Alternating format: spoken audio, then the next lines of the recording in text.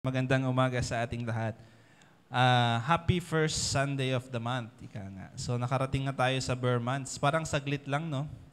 Parang nalingat lang tayo ng konti, matatapos na naman ang taon.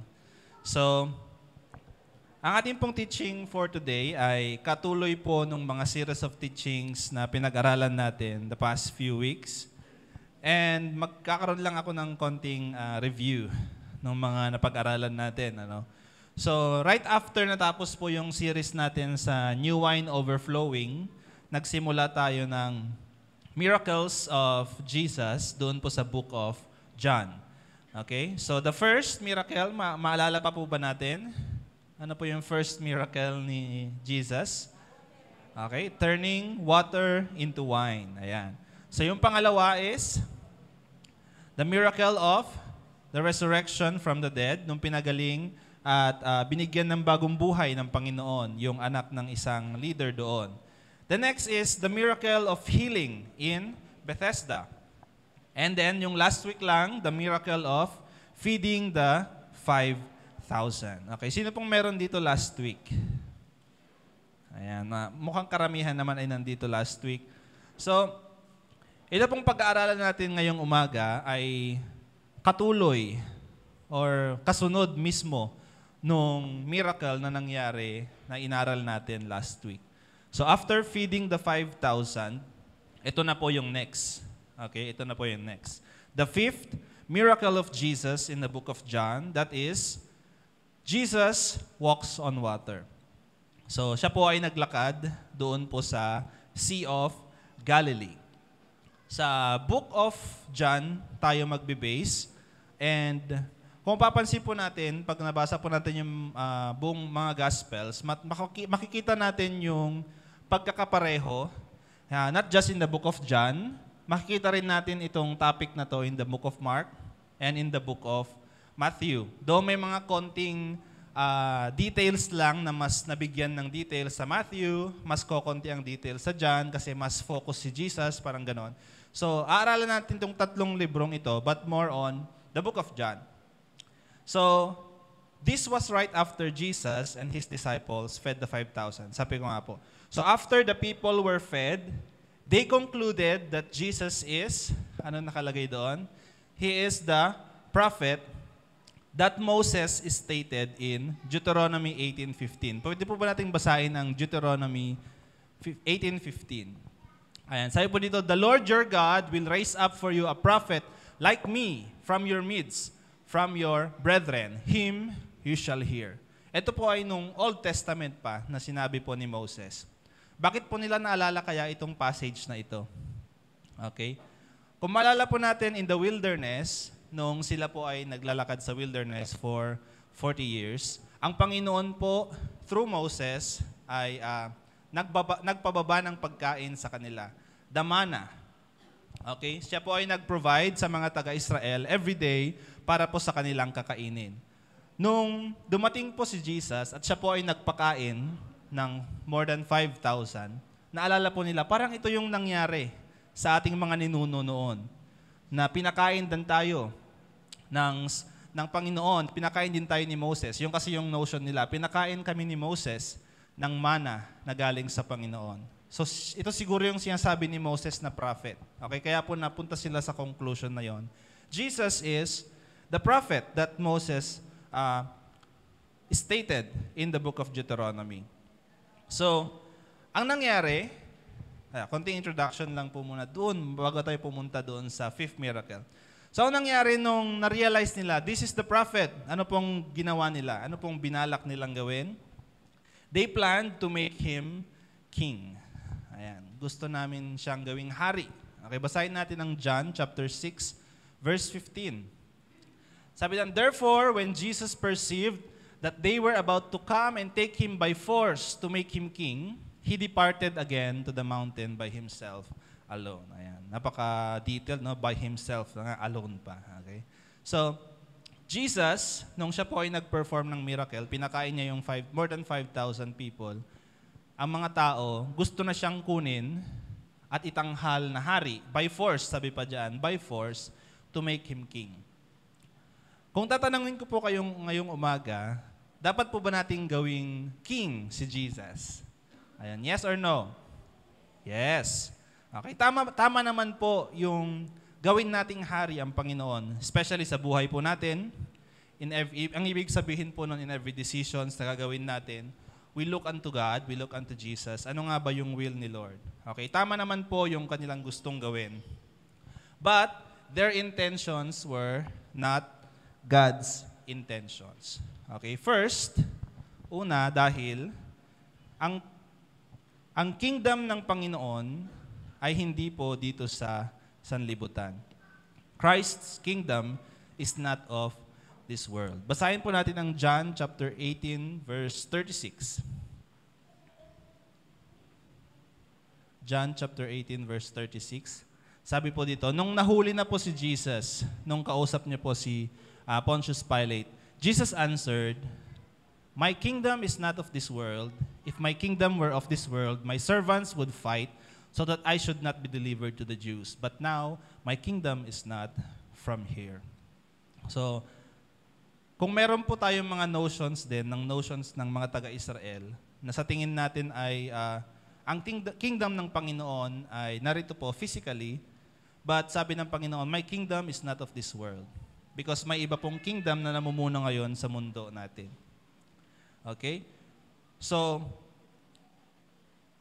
before Jesus started His ministry, siya rin po ay tinempt ng kaaway. Sabi niya, I will give you everything na nakikita mo sa iyong paligid, nakikita ng iyong mata, sambahin mo lamang ako. Sabi ng kaaway sa Panginoon. Pero anong sabi ni Lord? Ang dapat na sambahin lang ay ang Ama, ang Diyos na nasa langit. So, it's like saying, nung fino-force nila si Jesus na maging hari, it's a temptation sa kanya ng kaaway. Yes, magiging hari ka dito sa mundo. Mapapasayo ang lahat, pamumunuhan mo ang lahat. So, na-realize ni Jesus that this is a temptation from the devil. A temptation na kapag siya ay pumayag, siya ay makukulong and will become a slave at hindi niya matutupad yung kanyang mission na ibinigay sa kanya ng ating Ama. So, that is the first reason kung bakit hindi niya tinanggap yung sabi nila, gawin natin siyang hari. And second, because the people are just into the moment. Anong tawag doon? Yung na-carried away. Okay? Kapag tayo po ay naki-carried away, may mga desisyon po tayo na talagang very abrupt, ano bang tawag doon kapag may gusto kang bilhin? Ayan, gusto ko nang bilhin ito. Very impulsive, ayan, impulsive decisions. Gusto ko na ito kasi ang ganda, present siguro siya na napakaganda, na sales stock ka naman daw, ayan. So, bibilhin ko na to, ayan. So, yung mga tao noon, nakakain sila. Gutom na gutom, pinakain ni Jesus, may sobra pang 12 baskets. Full. Sabi nila, this is good, this is very good. Ito na yung hari natin. Buhay na tayo, hindi na kailangang maghirap pa, magtrabaho para may makain. Kailangan lang natin tong taong ito. Gawin na natin siyang hari. So they are excited by the love of their flesh. Jesus is a king sa kanila pong pananaw who fed them without toiling for bread. Who would not want 12 baskets full of extra? Hindi po ba? Gusto niyo po ba? Sabi po ni Pastor, nagtanong po siya nung last week, sinong gusto ng 12 baskets extra? So marami pong mga nagtaas ng kamay. Sino ba naman ang may ayaw nun? But let us be reminded that this must not be our reason kung bakit tayo lumalapit sa Panginoon. We must also examine ourselves. Siguro iniisip natin, grabe naman yung mga taga-Israel. Bakit parang lumalapit lang sila kay Jesus kapag napunan yung mga pangangailangan nila. But let us examine ourselves today. Ganon din po ba tayo? Are we just, do we only love and obey Jesus because of what He gives us? Dahil sa mga nare-receive mong blessing, dahil sa mga nare-receive mong healing, nare-receive mong promotion, nare-receive mong miracles. Doon lang po ba yung rason kung bakit natin minamahal at sinusunod ang Panginoon? But what if disappointments dumating sa buhay mo? Hindi mo na mahal si Lord. What if there are no miracles? You cannot see that there are no miracles. What if hindi ka na-promote? What if bumagsak ka sa isang subject? What if nawalan ka ng trabaho? Can we still say, Lord, I still love you, I still obey you? What if the answer to your prayers ay no? No. Will we still love God? So ito po yung gusto kong sagutin natin kapag natapos po yung teaching na ito. Will we still love God kapag dumating po yung mga storms sa buhay natin? So, we must love God and obey God simply because of who He is, not because of what He can give us. Okay, sino nga ba ang Panginoon? He is our Lord, our God, our Creator, our Beloved. So, this is Jesus. This is God. So after that, matapos pong planuhin ng mga taga-Israel na gawin siyang hari, Jesus realizes that, yun nga po, He departed again to the mountain by Himself, alone, to pray to the Father. Okay, sometimes He prefers to be with the Father than being doon sa pangapapuri ng mga tao. Okay, sana ganun din po tayo. Let's set this an example for us. Mas gusto natin dapat na meron sa Panginoon kaysa sa nasa mundo, pinapalakpakan ka, they are applauding you, they want to make you king. But let us follow the steps of Jesus, that He departed again. So for us to have a clearer picture kung ano pong nangyari, basahin po natin yung Mark chapter 6, verse 45 to 47. Mark chapter 6, 45 to 47. So sabi ito, immediately, He made His disciples get into the boat and go before Him to the other side, to Bethsaida, while He sent the multitude away. 46. And when He had sent them away, He departed to the mountain to pray. 47. Now when evening came, the boat was in the middle of the sea, and He was alone on the land. So, mas nabigyan po ng konting detail, ano? So, before siya umalis, pinaalis niya muna yung mga disciples niya. Siguro nakikisali na rin sila. Sige, gawin natin siyang hari. Mga ganoon na rin siguro yung mga disciples niya. So, sabi niya, umalis na kayo by boat. And, yun, dinisperse nila yung mga tao. And then, He went alone to the mountain to pray. So He made them, He compelled them to do so. So ito po yung gusto kong ipaintindi sa atin before natin simulan po yung topic natin, because sabi ko nga, I want us to answer that question na sinabi ko kanina, do we still love God? Okay? So let us read yung main text po natin this morning. John chapter 6, beginning from verse 16 to verse 21. John 6, 16, 21. Okay. So, basahin po natin. Now, when evening came, His disciples went down to the sea, got into the boat, and went over the sea toward Capernaum. And it was already dark, and Jesus had not come to them. Then the sea arose because a great wind was blowing. So when they had rowed about 3 or 4 miles, they saw Jesus walking on the sea and drawing near the boat, and they were afraid.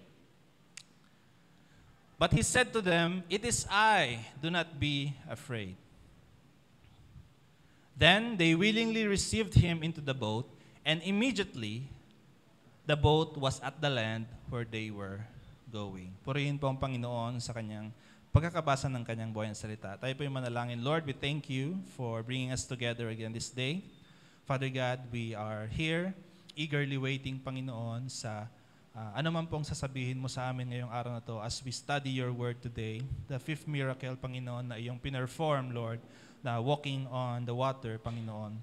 Father God, we ask for Your Holy Spirit that You reveal unto us, Lord God. Ano nga ba po ang application nito sa aming pong buhay? Ano nga ba, Panginoon, ang dapat naming matutunan at ma-realize sa araw na to, Lord God? So, Father God, be with us.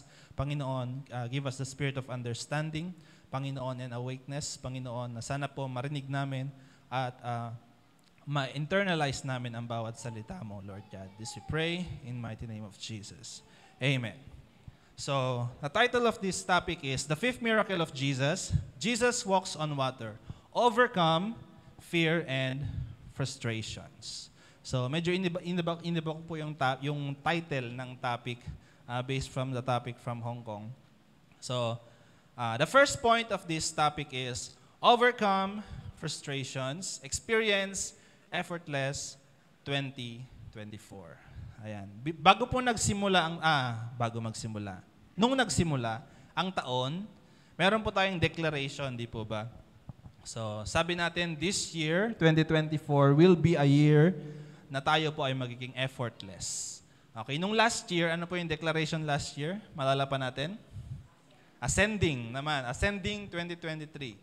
So, this year, ang declaration natin is effortless 2024. Ayan. Ano nga bang ibig sabihin ng effortless 2024? Parang hindi naman effortless yung 2024 ko. Sinasabi siguro natin, parang super effort naman ang ginawa ko this year. So, kausapin natin ng Panginoon ngayon, Lord, ano nga ba itong effortless na ito? September na, Lord, matatapos na ang taon. Parang hindi naman effortless. Okay? Meron pa tayong ilang buwan para ma-experience ang effortless na ito. So, first point, overcoming frustrations, experience effortless. So, sa kanila pong paglalayag, inutusan po ni Jesus ang kanyang mga disciples, umalis na kayo, mauna na kayo, maglayag na kayo papunta sa Capernaum. So, iset ko lang po yung setting nung kanilang paglalayag. So, first is, it was dark. Ayan, maggagabi na or gabi na nung sila po umalis. Tatanong ako, bakit kasi gabi pa nung naglayag sila? Ayan. So, na-realize ko, mga fishermen pala itong mga to. So, siguro, sanay na silang maglayag kahit na madilim. So, okay. Kasi sinusunod lang naman nila yung sinabi ni Jesus. Yes, they can go. They are experienced fishermen and they are accustomed on fishing on that very lake. Doon din po sa lake na yun kasi sila nangingisda. Kaya they are very familiar. But, may hindi po sila ina-expect na mangyari. Okay? Ano po yung nangyari? They did not expect a storm habang sila po ay naglalayag. Okay? In the middle ng kanila pong pagsasagwan, biglang lumakas yung mga hangin, dahil doon tumaas yung mga alon, at sila po ay na-stuck doon. Okay? The Sea of Galilee has a reputation of sudden, violent windstorms. Pwede po ba natin ipakita yung mapa? Nag-download kasi ako ng mapa ng Sea of Galilee. Ayan. Medyo modern itong map na ito. Sa Google Maps po ito. Ayan. So, ayan po yung Sea of Galilee. Galing po sila dito sa Tiberias. Papunta sila doon sa Capernaum. So, ito po yung route nila. Pag ganon. So, ang Sea of Galilee is 212 meters below sea level po kasi siya. So, mas mataas yung sea level kumpara doon sa sea. So, para siyang baso na paganon. Okay? So, kapag gumagabi na, lumalakas yung hangin galing po dito sa west, yun po yung nagdadala ng mga malalaking alon, nadidisturb po yung water. So, during that time, nung gumabi na, yung kanilang route, makita nyo medyo paganon kasi yung hangin. So, medyo nahirapan sila pataas doon sa Capernaum. So, hindi nila ina-expect ito na mangyari. Kasi kung fisherman ka naman, alam mo, may bagyo. Hindi na tayo tutuloy. Siguro gano'n naman yung isip nila. But, it only happened nung sila po ay nandun na sa gitna or somewhere along the way. In our life today, napakarami po natin mga plans na parang this is perfect. A perfect plan. Wala nang makakapigil sa planong ito. Wala nang nakaligtaan, wala nang nakalimutang idagdag, wala nang ipabawas. Pero along the way, there's something wrong. Something went wrong. Okay, sabi ng Facebook. Something went wrong. Because there are storms na saka lang siya namumuo kapag ongoing na tayo doon sa ating journey. Siguro may mga naalala kayo ngayon na mga scenarios na parang ang ganda naman nung plano ko noon. Nung sabi ko mag-aaral ako ng mabuti. Pero parang hindi na siya natutupad ngayon. Sabi ko noon, gagalingan ko sa trabaho, pero bakit ngayon hindi ko na nagagawa? Sabi ko noon, hindi ako makikipagchismisan sa mga ka-workmate ko. Ayan. Pero ngayon, parang ikaw na yung number 1 doon, no? Ikaw na yung nagtatawag. So parang something went wrong along the way. So, sabi mo noon, never akong malulungkot. Masaya ang buhay. Ganyan. But somewhere along the way, you have experienced heartbreaks, some disappointments, at sabi mo, Lord, anong nangyari? Anong nangyari sa masayahing ako? Anong nangyari sa mapagmahal na ako? Anong nangyari along the way? So these are the storms na hindi natin inaasahan. Ano po ba? So sabi ko nga, the Sea of Galilee, may reputation siyang ganon na bigla-bigla na lang magbabago yung weather na hindi mo inaasahan. So, maalala ko lang, anong year ba yung may bagyo na malakas dito sa Tuguegarao? The Bagyong Lawin. Sino pong naka-experience ng Bagyong Lawin? Ayan. So, gusto ko lang po siyang ihalin tulad dito sa nangyari sa kanila. Ano? Tayo po, binagyo tayo ng Bagyong Lawin, gabi. Tama ba? Gabi po kasi noon. So, could you imagine, the same scenario sa mga disciples, gabi, sila ay binagyo. Ang difference lang, sila ay nasa tubig. So, there is a tendency na talagang tutumba yung kanilang bangka. And maalala ko noon, nung nagbo-boarding house pa lang po kasi ako, malapit po sa may arko ng Alimannaw. Nasa 3rd floor po kami. So, nung bumagyo, talagang hindi kami natulog all throughout the night kasi hawak-hawak namin yung mga bintana, ganyan. Kasi baka any moment ay talagang tatangayin siya ng hangin, yung buong frame nung bintana. Ganon po siya kalakas yung bagyo. Kapag sumisilip po ako sa labas noon, para lang siyang ipo-ipo, na parat lang tayo nasa loob ng ipo-ipo. Yun po yung nakita ko noon doon. So, there's no peace. Siyempre, hindi ka makatulog kasi lilipa rin yung bintana mo, mababasa ka lang din, mababaha yung kwarto nyo. So, there was no peace in the middle of that storm. And I know may mga kanya-kanya tayong experience sa Bagyong Lawin. After that, dumating din po yung pagbaha dito sa Tuguegarao. That was 2020, I guess, nung Bagyong Ulysses po. November 2020. Nung nawala lahat ng kuryente, tapos napakadilim, especially sa may part ng siyempre, Balzain, automatic na yan. Sila ang naunang nababaha. Ano po? Tapos, nakarating sa Linaw, yung mga nag-viral na video na may mga sumisigaw, humihingi ng tulong, dahil napakadilim, nababaha na sila. So, maybe let's imagine also yung picture ng mga disciples noon. Ito, nasa bangka pa sila. How much more yung kanilang takot during those times na sila ay binabagyo na. Okay? So, okay, I shared this nga kasi I want us to put our shoes because I know we have the same experience doon po sa mga disciples. And this is not the first time na sila po ay binagyo dito po sa Sea of Galilee. Okay, kung maalala po natin yung pinakaunang time na nangyari po ito, that was in the book of Matthew, nung natutulog si Jesus doon sa loob ng bangka. Lord, binabagyo na tayo. Bakit tulog na tulog ka pa rin? So, this time, hindi nila kasama si Jesus. Kaya may something na extra takot siguro sa kanila. Or baka extra faith naman na meron sila. Na since sinabi ni Lord na, where's your faith? Sabi niya noon. So let's see kung ano ang mga mangyayaring susunod. Okay, sabi po doon sa binasa nating verse, basahin nga po natin ulit ang John. Chapter 6, verse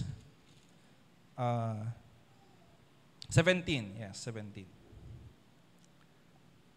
Got into the boat and went over the sea toward Capernaum, and it was already dark, and Jesus had not come to them.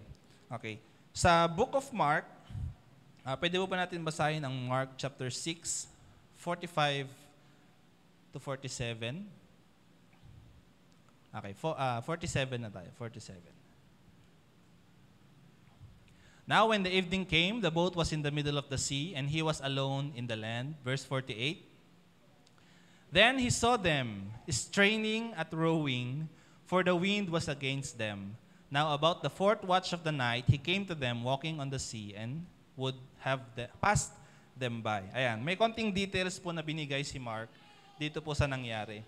Sila daw po ay nakikita ni Jesus. So nandun siya sa mountain, nakikita niya sila na nahihirapan na sumasagwan. Siguro full moon siguro nun, no?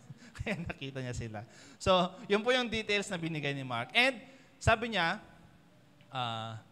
they saw them straining at rowing. Sabi pa sa book of Matthew, sila ay nagro-row na for 3 to 5 miles na silang nagro-row. Okay? And sabi dito, now about the fourth watch of the night. So ang ibig sabihin po ng fourth watch of the night is around 3 o'clock to 6 o'clock a.m. na po ito.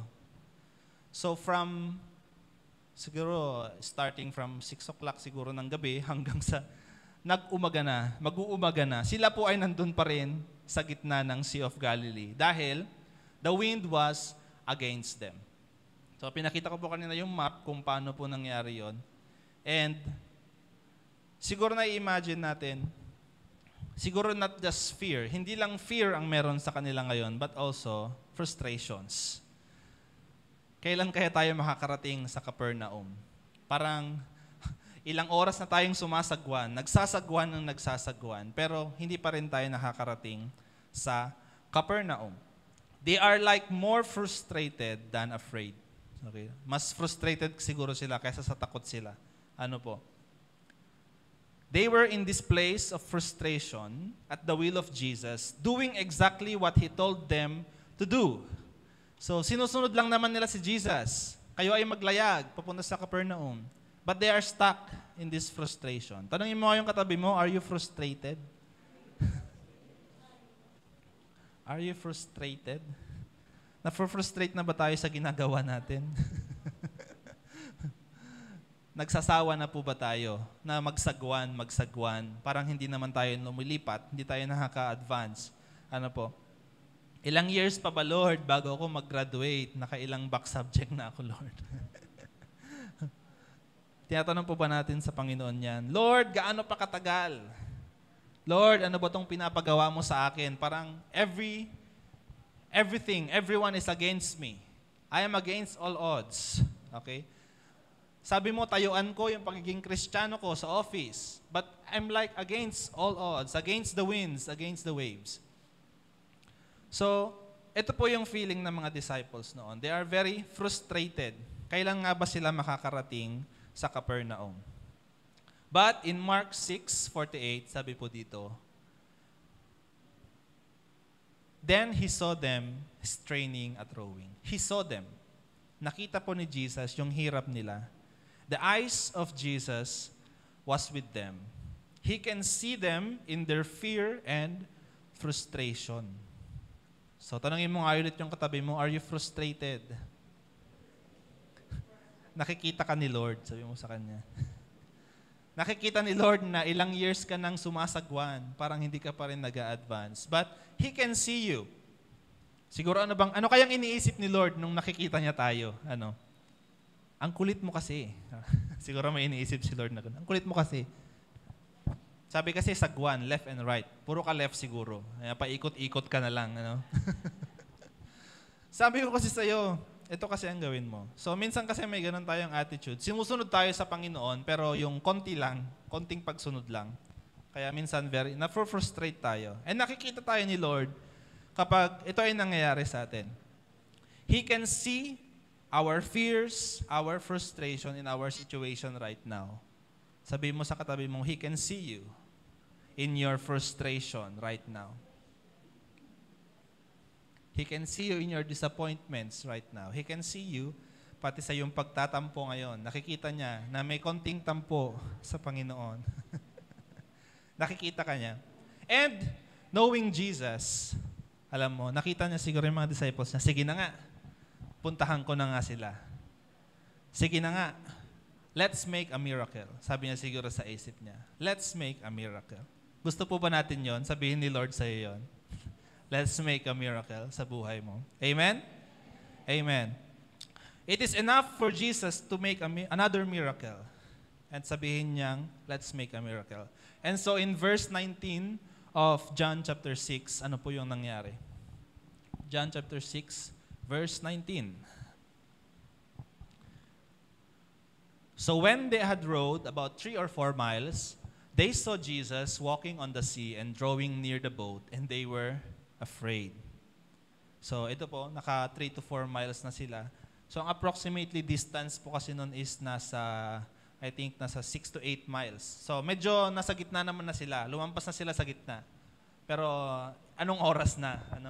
Anong petsa na? So sabi ni Lord, let's make a miracle. So andito na siya. But the initial reaction of our disciples, the disciples of Jesus, they were afraid, sabi doon. So, yung bangka, papuntang taas, si Jesus sumusunod na dun sa likod nila. So, nakita siguro nila si Jesus, may multong sumusunod sa atin. So, yun po siguro yung isip nila. So, sa book of Matthew, sabi doon, they thought it is a ghost, sabi kasi doon. So, may multo nang sumusunod sa atin, hindi pa tayo makakarating. So, talagang, imagine na nakita siguro nila yung si Jesus doon. Talaga, sige, todo sagwan pa. And they were afraid, sabi nga doon. They were afraid of Him. Ikaw ba naman na makakita ng figure ng tao sa gitna ng sea, bumabagyo, napakadilim, tapos biglang may tao doon. So, yes, it's understandable na matakot. Matakot ang bawat isa sa kanila. So, Jesus, nung nakita nilang takot na sila, sabi niya, "It is I, do not be afraid." It is I, do not be afraid. And in verse 21, ang sabi po dito, "Then they willingly received Him into the boat, and immediately the boat was at the land where they were going." Isa pa po ito sa miracle actually na nangyari doon. Immediately, sabi po dito, the boat was at the land where they were going. Would you imagine how many hours silang sumasagwan? The moment na ni-receive nila si Jesus, andun na sila sa kung saan sila pupunta. Hindi po ba ito effortless na tinutukoy ng Bible? This is effortless. Amen. Gusto po ba natin ma-experience yung immediately, nandun ka na? Receive Jesus sa inyong bangka ngayong umagang ito. Ayan. Ba't kasi kayo naglayag? Siguro nang wala siya. So let us receive Jesus today. So tuloy ko lang po. After receiving Jesus in their boat, they immediately arrive at their destination. So after toiling for 6 to 8 hours, they are there.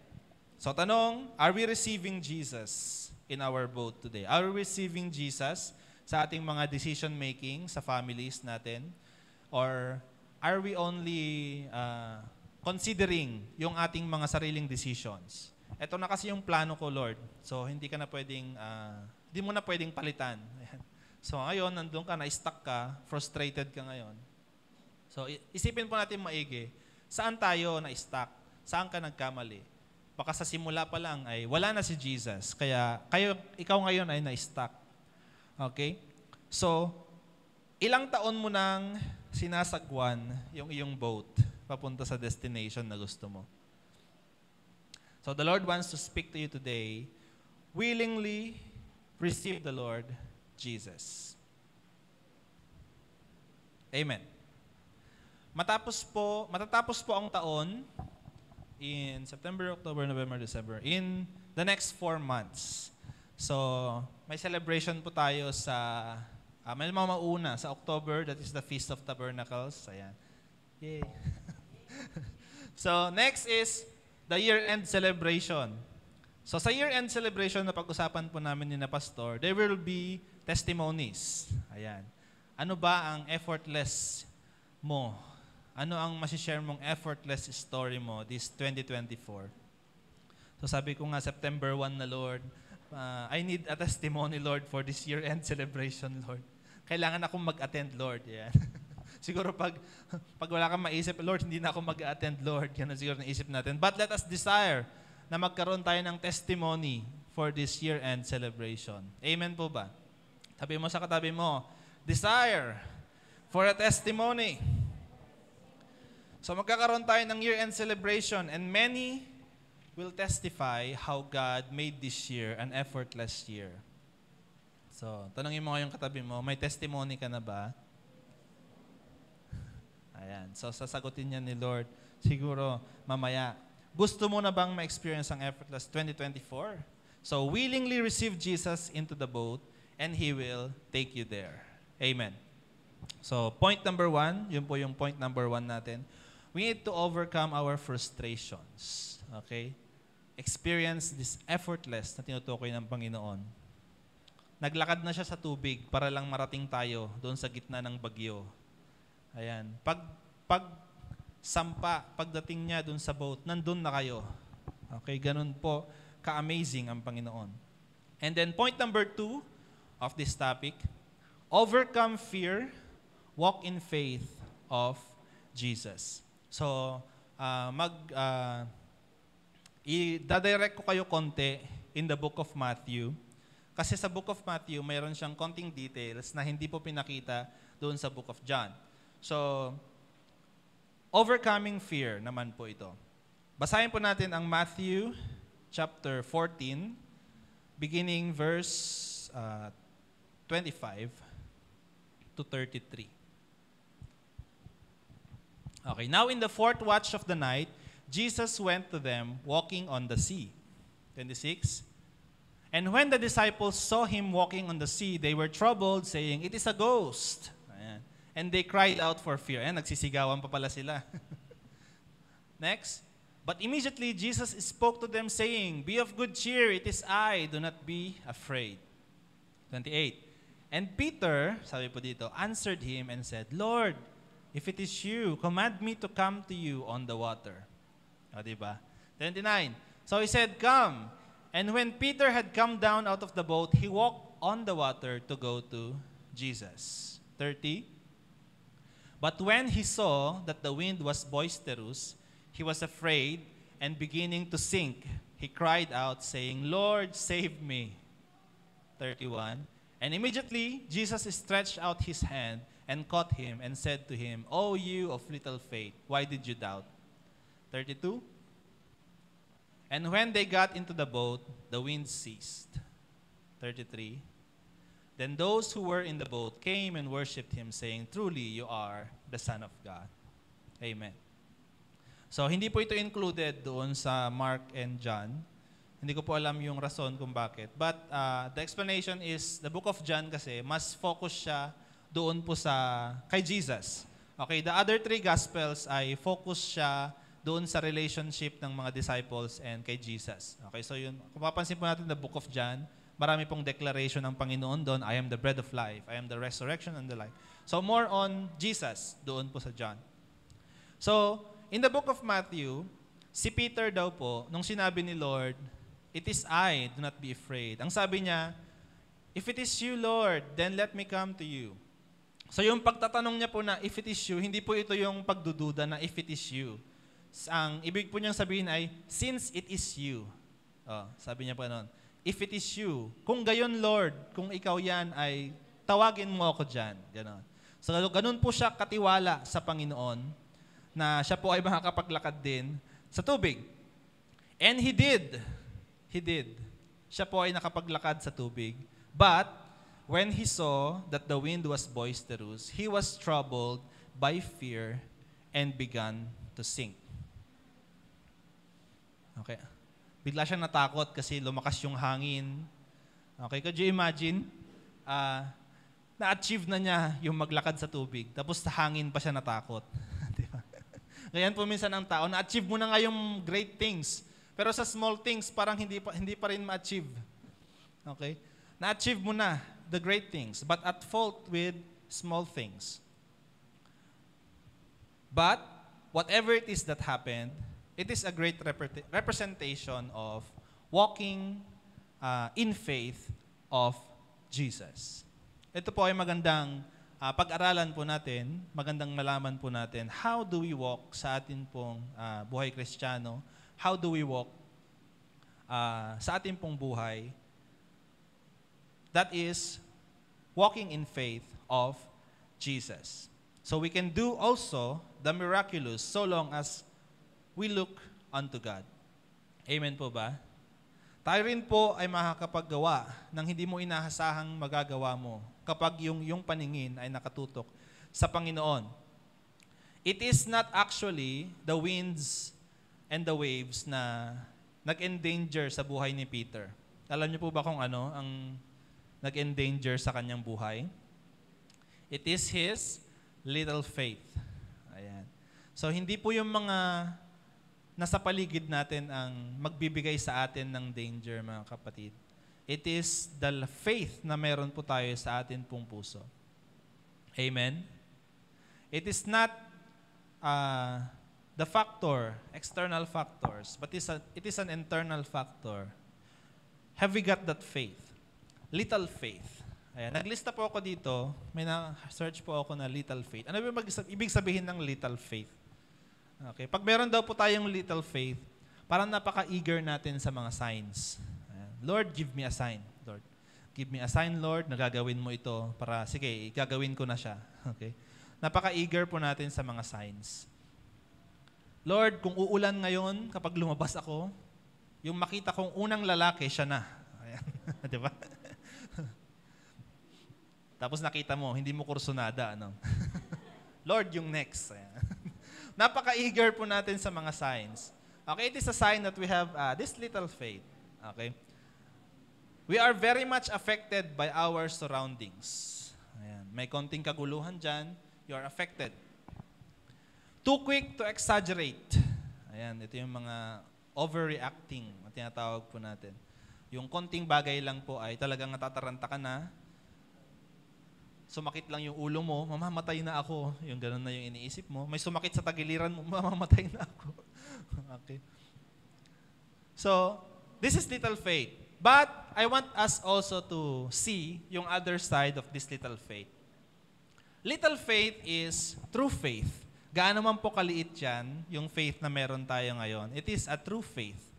Okay, sabihin mo sa katabi mo, your little faith is true faith. Amen? Little faith will obey the word of Jesus. Gaano man po kalital yung faith na meron tayo siguro ngayon, I believe that you will obey the word of Jesus. Nung sinabi niya kay Peter, come, pumunta siya. No matter how little his faith is. Little faith will accomplish great things for a time. Okay, little faith, the size of a mustard seed can move mountains, sabi nga ng Panginoon. But for a time. Okay, nakita natin si Peter, for a time nakapaglakad naman siya, pero at the middle talagang lumulubog na siya. Ayan. Little faith.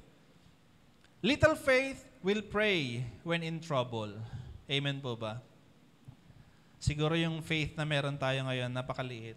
But when we are in trouble, Lord, save me. Lord, save me. And little faith is safe because Jesus is near. Amen. Ang Panginoon ay nasa tabi mo lang. That's why that little faith na meron tayo ngayon is safe. Amen. Safe kahit na bumabagyo na, ganyan. Safe kahit na anumang trouble ang dumating.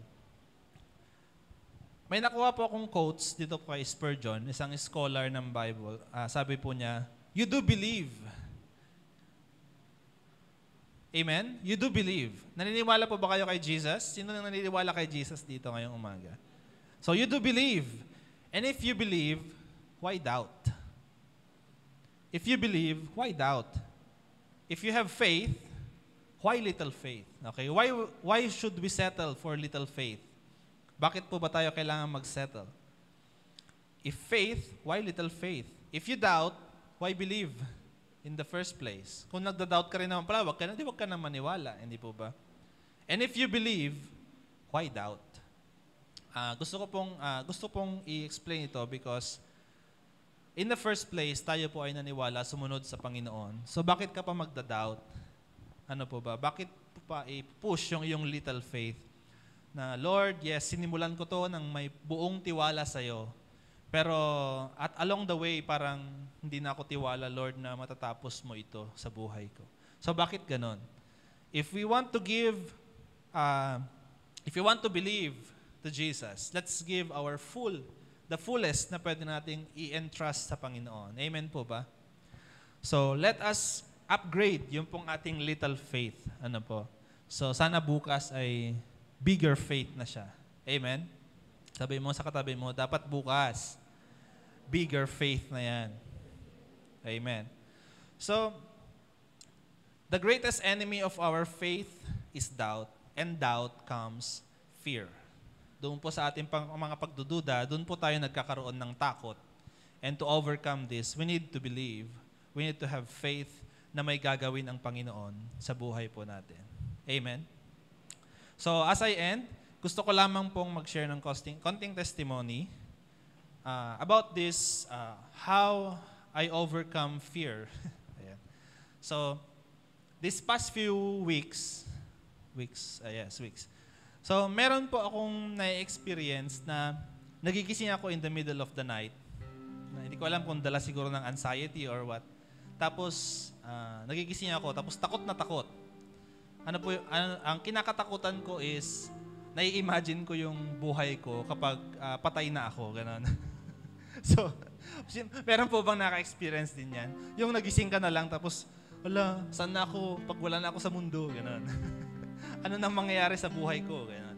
So, yun po yung takot na dumarating sa akin, and I think it is an attack from the enemy, na pilit niya akong ginigising in the middle of the night, at sinasabi niya, mamamatay ka, hindi ka pupunta kay Lord. Mga gano'n yung pinapasok niya sa puso ko. But every now and then, ang palagi kong declaration is that, saan ako pupunta? Di kay Lord. Yun yung isip-isip ko. Alam ko na makakasama ko si Lord after I die and so on and so forth. Siguro napakalaking takot, hindi lang po sa akin, but to everyone, the fear of the unknown. Ano ba mangyayari pag tayo'y namatay na? Ayan. So, ang pinaalala po sa akin ng Panginoon is that I need to completely put my faith sa Kanya, sa Kanyang ginawa sa krus ng Kalbaryo, sa Kanyang sacrifice, na because of His great love, tayo po ay liligtas niya sa kamatayan. And so today, I want to ask you, what are your greatest fears in life? What are your greatest frustrations ngayong araw na ito? Yung sa akin po kasi, it is a storm, an internal storm sa buhay ko, na parang every now and then darating, takot na takot ako. But God always comes walking by the water. At sabi niya, it is I, do not be afraid. So today I want us to experience the same. I want you to come to Jesus today. I want you to recognize Him and do not be afraid of Him kapag siya po ay lalapit sa buhay natin. Siguro natatakot tayo na tanggapin si Jesus kasi, Lord, baka pag tinanggap kita, mawawala na lahat ng mga kaibigan ko, mawawala na lahat ng mga ari-arian namin, mawawala na yung negosyo ko. So, ang gustong sabihin ni Jesus sa iyo ngayon, just receive the Lord sa iyong boat today. Just receive the Lord sa iyong buhay, sa iyong family, and He will do the rest. He will make miracles upon miracles, victories upon victories. Amen po ba? So let us stand today and let us approach the altar of the Lord. Ilapit natin sa Panginoon all our frustrations today, lahat ng mga disappointments natin sa buhay, all our fears na parang feeling natin we cannot overcome this fear. Ilang taon na ang nakalipas, I still cannot overcome this fear. The fear na ikaw ay masasaktan, the fear na in the end ay madidisappoint ka lang. But now I want you to speak to Jesus today. Speak to God today. Lord, these are my frustrations, Lord. These are my fears, Panginoon.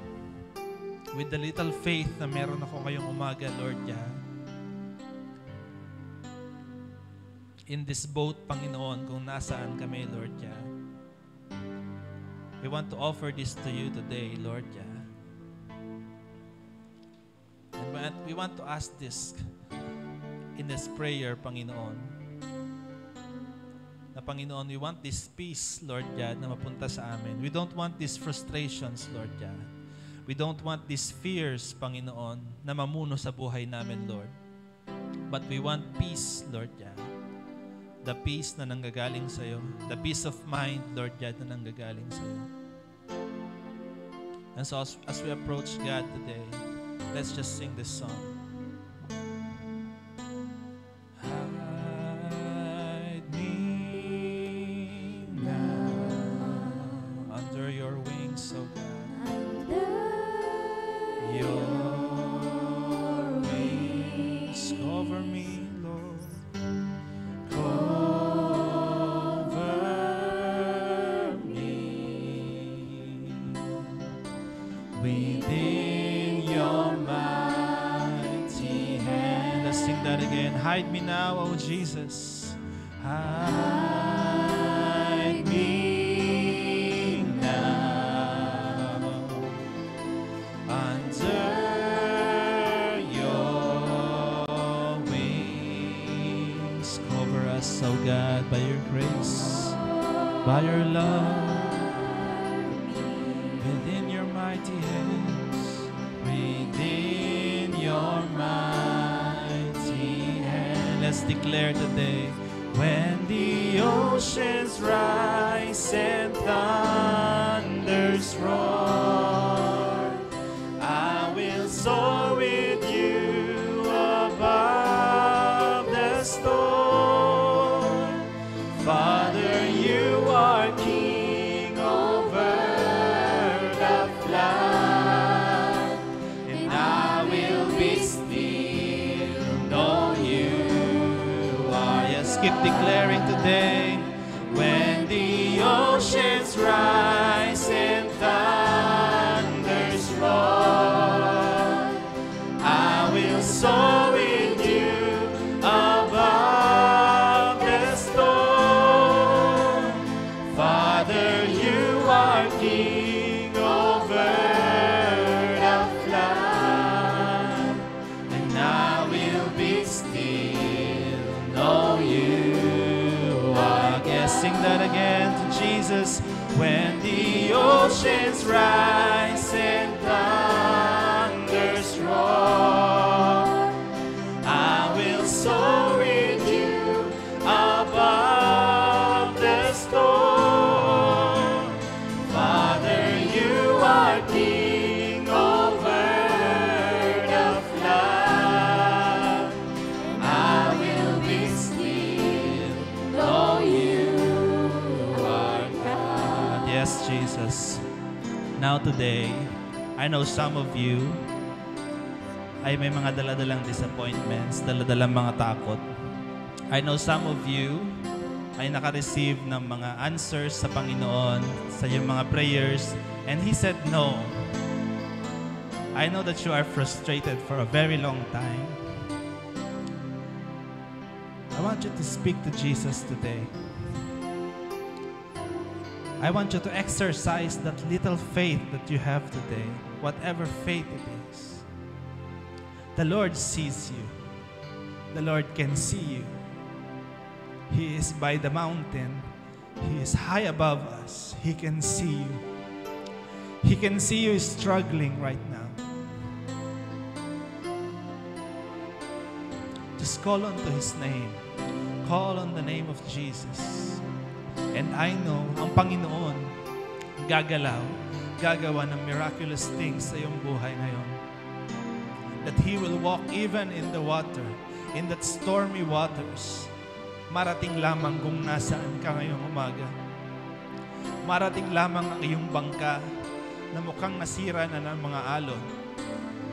He will be there. He will enter into your boat. And you will be where you want to be. You will be where you need to be. You will be where you desired to be. Amen. You will be where Jesus wants you to be. Just trust in Him today. Trust in Him today. Trust in Him today. Hallelujah. Let's sing to God today. Find rest, my soul. Find rest, my soul.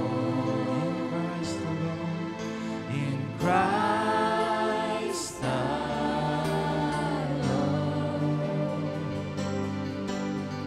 Lord,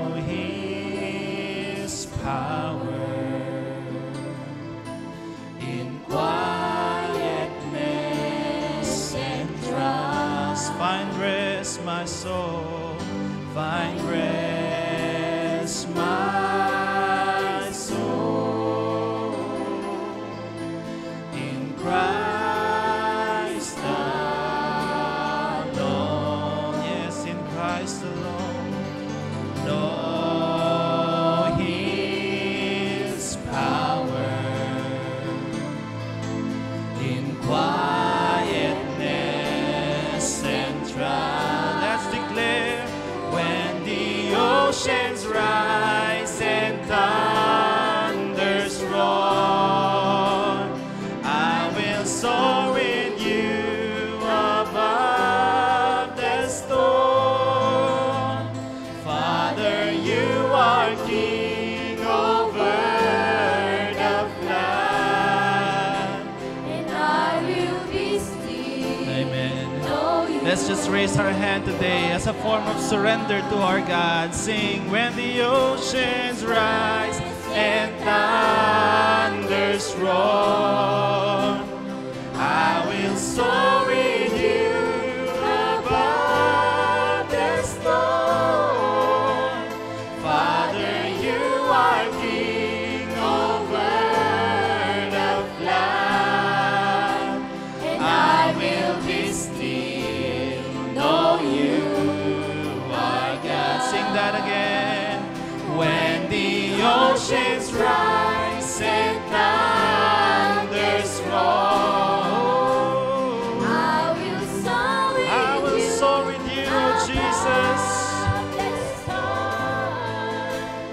Father, you are King over the flood, and I will be still, know you are God. I will be still, I will be still, know you are God. Yes, I will be still, I will be still, know you are God. Sing, I will be still, I will be still, know you are God.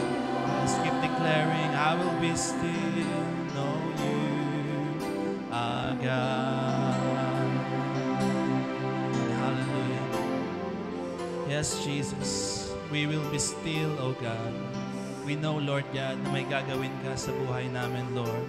Just as what you did, Panginoon, sa iyong mga disciples. You walked on the water for us. And you are calling us, Panginoon, to also walk on that very waters, Panginoon. Lord God, give us this faith, Panginoon, to walk even in the deepest waters, Panginoon, ng aming pong buhay. Give us this faith, O God. Give us your Holy Spirit, Panginoon, to guide us. Even in the midst of this darkness, Panginoon, even in the midst of this storm, Panginoon, bigyan mo kami ng iyong Holy Spirit, Panginoon, to give us that faith, Lord God, to walk on these waters, Panginoon, kung saan mo kami tinatawag, Panginoon.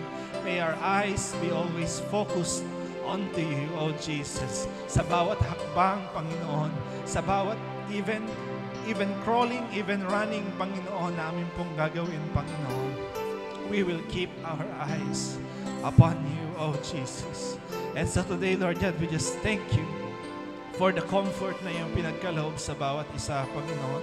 We thank you for the love, that everlasting love, Panginoon, that in that cross, Panginoon, you have finished all, Panginoon, na dapat namin pong ma-accomplish, Lord God.